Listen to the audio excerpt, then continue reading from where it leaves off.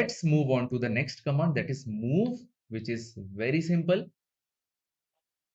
Enter. One second. M, enter. The shortcut key for the move is M.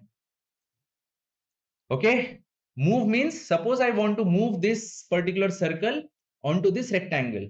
So select the object which you want to move, enter, specify base point. This is the base point, and move where you want. As the ortho is on, so put the ortho off from this quick access toolbar.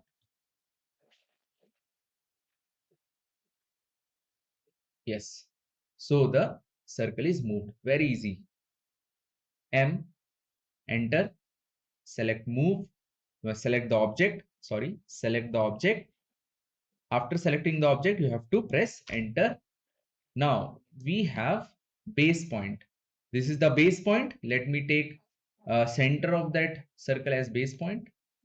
Okay, now I want to put here in the geometric center.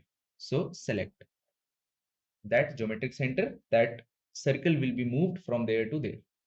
Now go to M again, select object, enter. Now we have another option, displacement.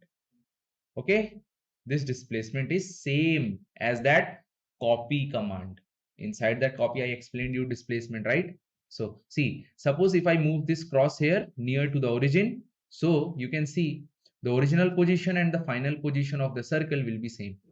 Okay, as you move the crosshair with respect to the origin, in the same manner, that particular circle will move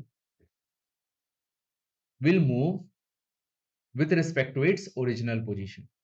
Okay, the distance will be same and the angle with respect to horizontal will also be same, like this. So this is a very simple command. I hope you have understood. Okay, so let me undo this. M, enter, select object, enter. So this is the base point. Okay, oh, sorry. M, select move, select object, enter, and then displacement.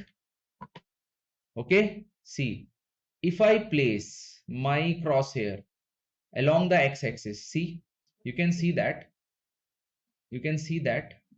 the original position and the final position is on the same horizontal line. Let's say if I activate now the ortho, then you can see the circle will move either in the x direction or in the y direction.